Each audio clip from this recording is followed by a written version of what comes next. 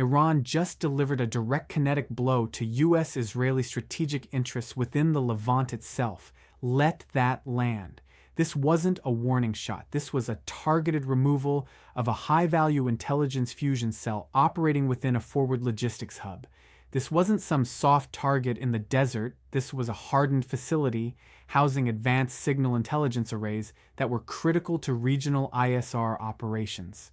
The weapon used was the Qiam-1 liquid propellant ballistic missile, a designation known for its approximately 800-kilometer range and, importantly, its maneuverable warhead designed to evade terminal defenses. The destruction of this specific asset is estimated in excess of $450 million, a figure that includes the specialized equipment, the highly trained intelligence personnel replacement costs, and the strategic loss of months of critical data collection capacity. That is not an estimate. That is a hard figure for rebuilding from scratch. Now understand what this means. And on to the end quick. Before we dive deeper into the strategic implications, a huge thanks for being here. Your support keeps this intelligence flowing. If you haven't subscribed yet, do it now. Hit like, turn on notifications. It genuinely helps us cut through the noise. Now let's get into the hard facts. Now, what we know is that the missile impact was confirmed by satellite imagery processed by multiple open-source intelligence groups, not just government channels. We know the specific coordinates of the strike. We know the facility was operational and collecting until just moments before impact, indicating a high level of Iranian intelligence on its operations. We also know the messaging coming from Tehran is one of calculated retaliations, a direct response to prior perceived aggressions, not a general call for broader regional war. What we don't know is the precise extent of casualties inside the facility. We lack clear intelligence on the specific trigger or the intelligence stream that allowed Iran to greenlight this strike with such precision. We are also in the dark about the internal debate within U.S. Central Command regarding the exact response options on the table, and critically, we do not have the full damage assessment from U.S.-Israel on the exact intelligence vacuum created by this strike, a vacuum that could blind them for months. Stay with me. And most people think Iran is only capable of proxy warfare or asymmetric attacks through non-state actors that they cannot project direct state-level power. The reality is, Iran has systematically invested in, developed, and demonstrated an indigenous precision strike capability that directly challenges state-level military power with sovereign weapons. And here is why that gap in understanding is the most dangerous thing happening right now. This isn't about some Houthi drone. This is about a sovereign state directly hitting a high-value target of another sovereign state. It fundamentally shifts the calculus of deterrence.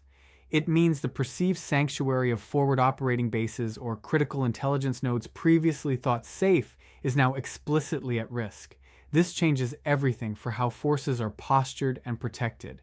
And this sets in motion a clear domino chain. First, the Iranian strike itself demonstrates a capability previously downplayed by Western intelligence, proving a precise, deep strike reach that has to be taken seriously. This is not a lucky shot. Second, U.S.-Israeli credibility takes a significant hit. The attack goes unprevented and unintercepted, leaving a very public gap in perceived defensive superiority. Allies in the Gulf and beyond who rely on that perceived shield begin to question the reliability of protective umbrellas and reassess their own positions. Third, tremendous domestic political pressure builds on Washington and Jerusalem to demonstrate resolve. But against what target that does not immediately escalate to a regional conflagration? Fourth, any direct retaliatory strike against an Iranian target carries immense risk of Iranian counter-retaliation against other more vulnerable assets or allies, leading to a dangerous escalation cycle where the targeting shifts from strategic to potentially existential. Fifth, and finally, the uncertainty of this new cycle ripples through global energy markets. Oil prices will climb as traders price in the undeniable risk of disrupted shipping lanes or potential production outages in a critical region. What does a truly proportionate response look like in this new paradigm? Let me be precise.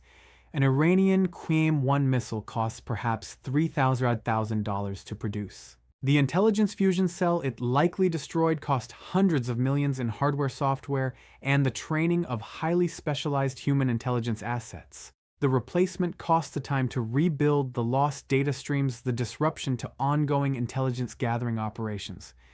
This is not symmetric warfare. Iran is trading cheap steel and propellant for decades of investment and operational capability. The US-Israeli response will cost exponentially more. What is the asymmetric math over a sustained period? That is the critical question. Now watch. China is observing this event with keen strategic interest. Beijing's own anti-access area denial A2AD doctrine is heavily focused on using precision missile strikes to neutralize high-value enemy assets from a distance. This Iranian success against a US-aligned target validates key aspects of their own naval and air force missile development strategies. It provides a real-world case study for them. Russia, meanwhile, sees a potent demonstration of how a determined regional power can challenge US hegemony without direct conventional engagement. It informs their own efforts to arm and train proxy forces and clients with similar indigenous capabilities, allowing them to sow instability without direct military commitment. They are not just watching. They are analyzing the tactical and strategic playbook being written in real time. And this is the part no one is saying out loud. The closest historical parallel to this situation is arguably the US experience in the 1980s, following the Beirut barracks bombing where US Marines were targeted by a suicide truck bomb. The initial US response was severely constrained by the desire to avoid broader regional war, leading to a strategic re-evaluation of US presence. The eventual withdrawal and subsequent US reluctance to re-engage directly in complex regional conflicts stemmed in part from that incident. Here you have a direct state-level precision strike that achieves a similar effect of forcing a re-evaluation of presence and risk without the perpetrator having to risk direct conventional confrontation. The operational mechanism of a low-cost, high-impact blow forcing a strategic rethink and a reassessment of deterrence is identical. There are two distinct paths forward here. Path 1, a measured response. This involves a covert or deniable counterstrike against a specific Iranian asset or an asset belonging to one of its proxies, but not a direct, overt state-on-state confrontation within Iran's borders. The morning after this path would see Washington explaining to allies that deterrence has been restored without triggering a full-scale regional conflict. Oil prices would likely stabilize after an initial spike. The Iranian government would likely claim victory in having absorbed a blow and prepared for the next phase. Regional tensions would remain high, but contained below the threshold of open warfare. Path 2. A direct and overt retaliatory strike against an Iranian military target inside Iran itself. The morning after this path would see unprecedented calls for de-escalation from every major global power. Oil prices would surge beyond $100 a barrel, potentially hitting $120 and staying there.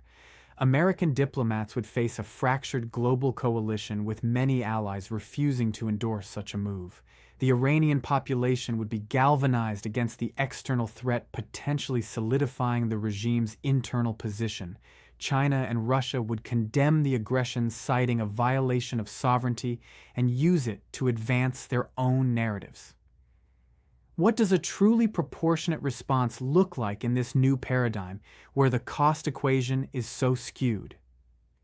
This is not some theoretical exercise for strategists in a bunker. The strategic landscape just shifted dramatically. The cost of doing nothing is astronomical, but the cost of the wrong action could be apocalyptic. Washington and Jerusalem are now faced with a stark choice between perceived weakness and an uncontrollable regional spiral. One side has demonstrated a cold, precise capability to hit high-value targets. The other now must calculate whether their strategic doctrine can adapt to an enemy that trades low-cost strikes for high-value assets and dictates the terms of engagement. That calculus is underway right now.